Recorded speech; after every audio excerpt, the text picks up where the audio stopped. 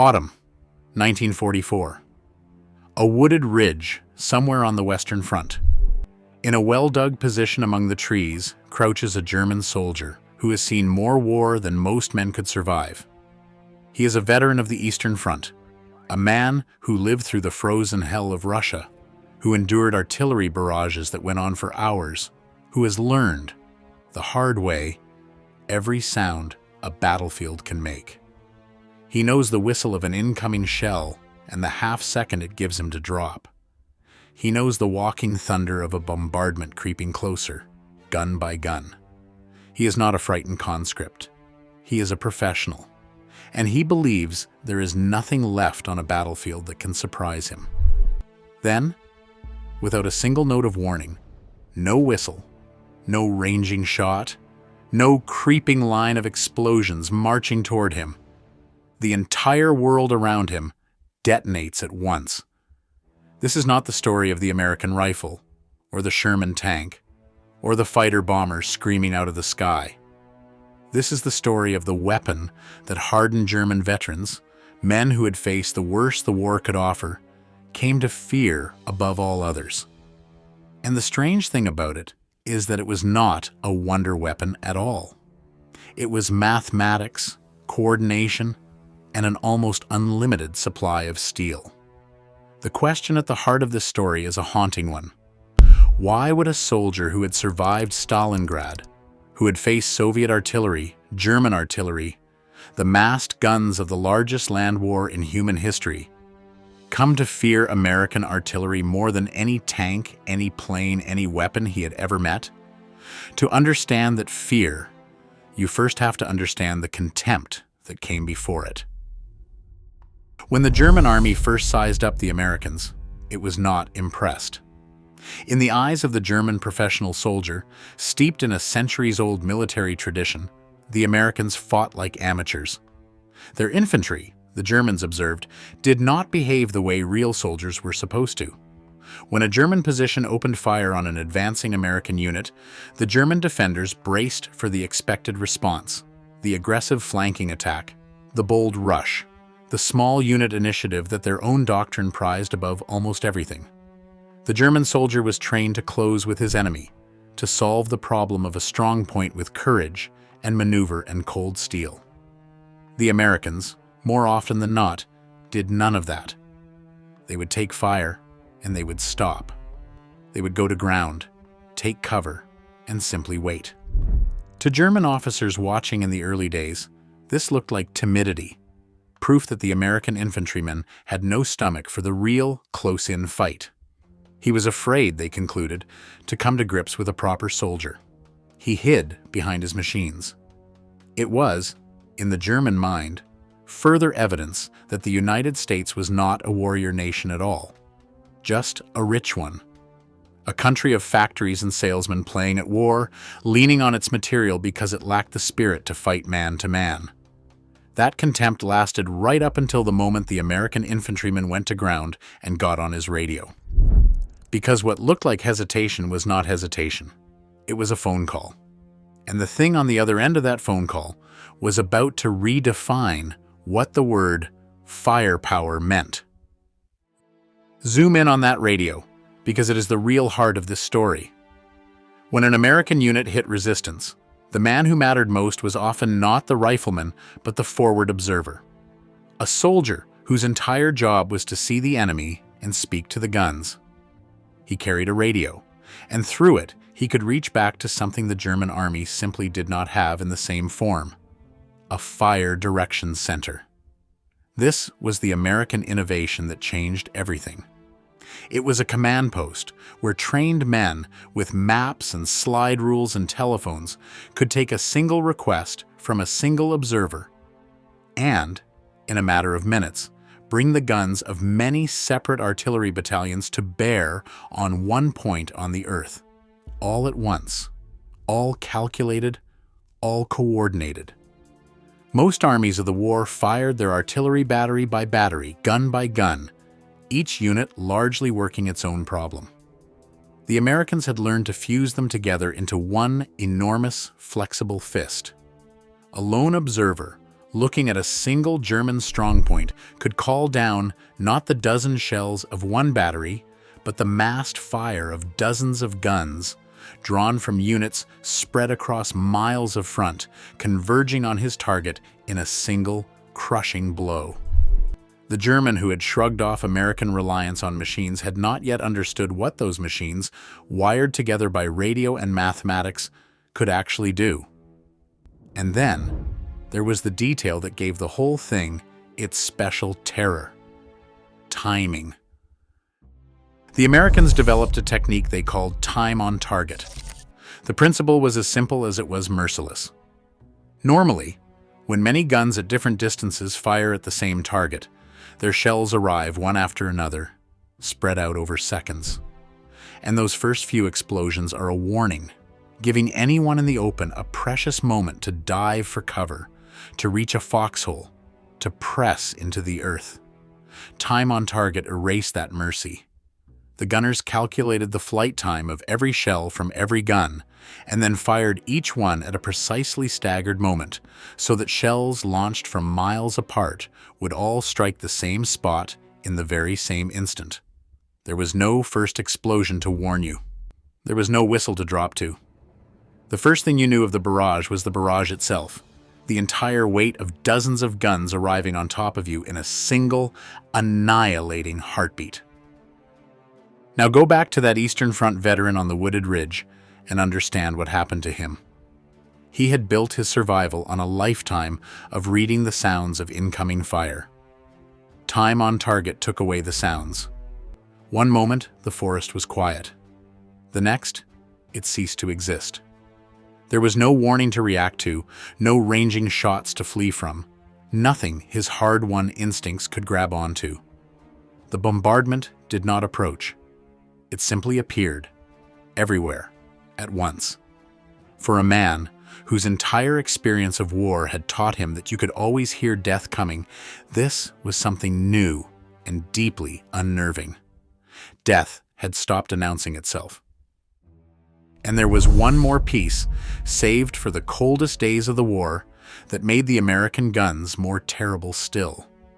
For a soldier caught in the open, the traditional defense against artillery was to get low, to hug the ground, to get into a hole, to put earth between yourself and the shrapnel, because most shells burst on impact with the ground and throw their fragments outward and up.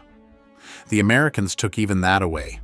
They deployed a new kind of artillery fuse, the proximity fuse, a tiny radio device built into the shell itself that could sense the ground approaching and detonate the shell in the air, a set distance above the earth.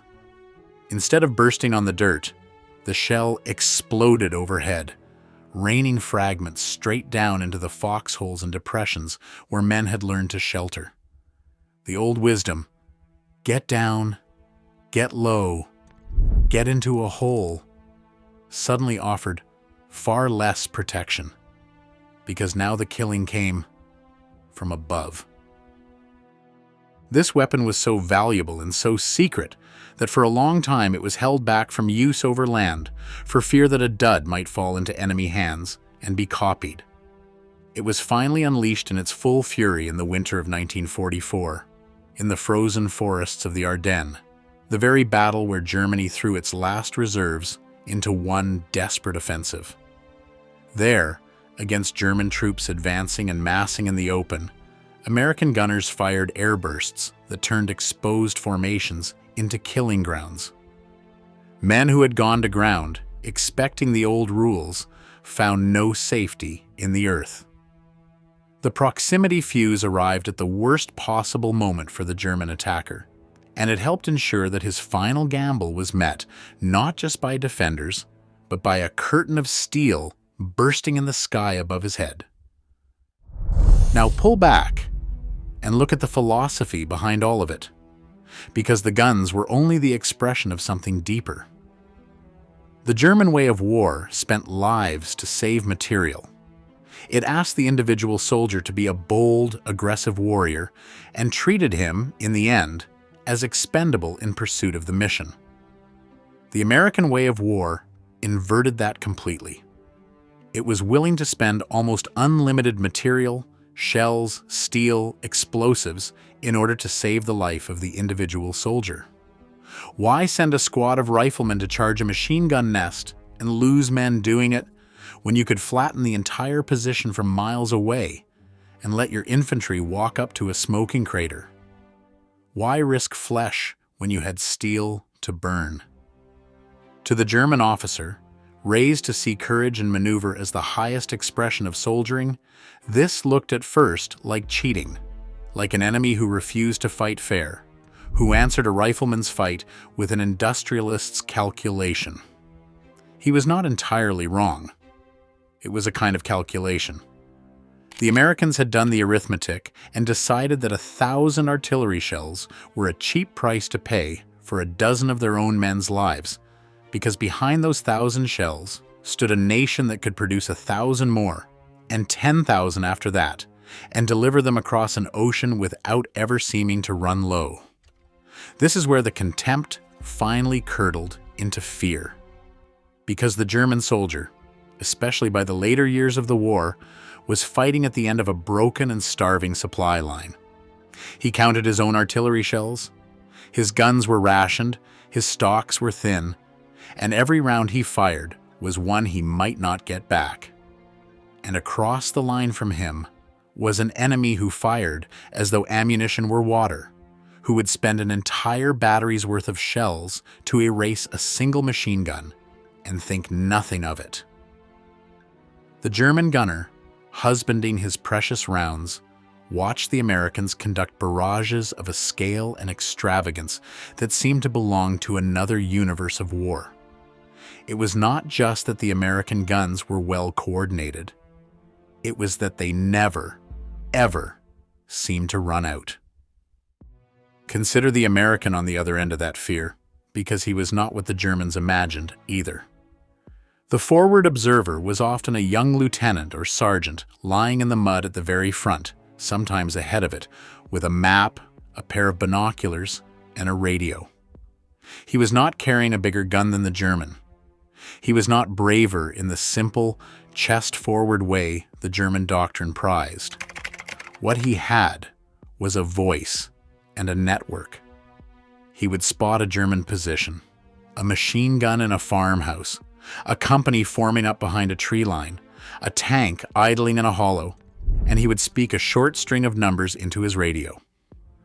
Coordinates, a description, a request, and then he would wait a few seconds, and the earth where he had been looking would cease to exist. That was the quiet revolution the Germans could not see coming. The decisive man on the American side was frequently not the one holding the trigger, but the one holding the handset.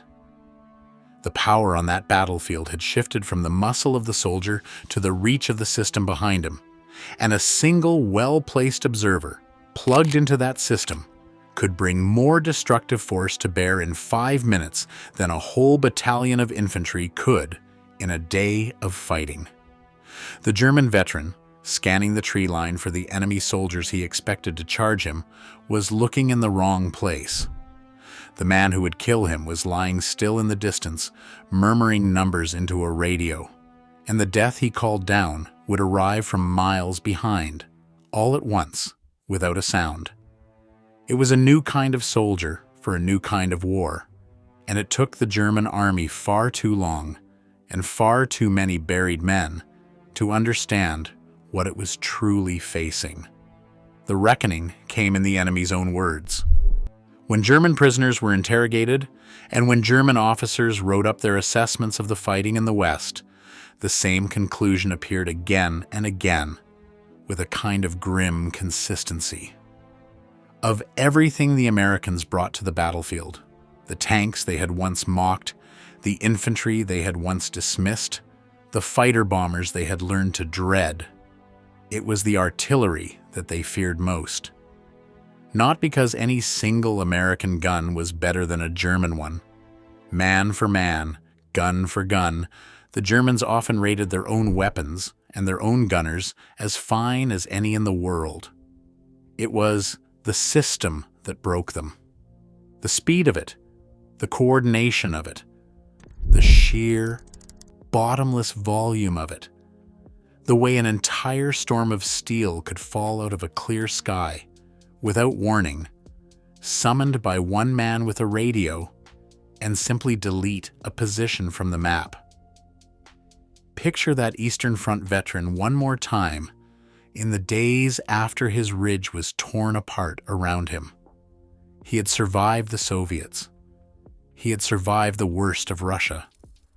He had told himself there was nothing left to fear. And now, he flinched at silence, because he had learned that the American silence was the most dangerous sound of all. The stillness before a barrage that gave no warning. Whatever contempt he had once carried for the soft, unwarlike Americans had been buried, along with the men beside him, under fire that came from nowhere. The German army had spent generations perfecting the art of war, the maneuver, the initiative, the bold thrust of the individual soldier. It had looked at the Americans and seen amateurs hiding behind their machines. What it had failed to understand, until the shells were already falling, was that the machines were the point. The Americans had not lost the warrior spirit. They had simply decided that the bravest thing they could do for their soldiers was to make sure those soldiers rarely had to fight fair, to stand behind them a nation's entire industrial might, wired into a radio and a set of guns, ready to answer any threat with overwhelming, annihilating force. In the end, the veterans of Stalingrad did not fear a better soldier or a braver man. They feared a phone call. They feared the observer on the ridge with a radio in his hand, and the invisible, inexhaustible storm he could summon out of a quiet sky. The German soldier had been trained his whole life to hear death coming. The Americans had simply and terribly taught death to arrive without a sound.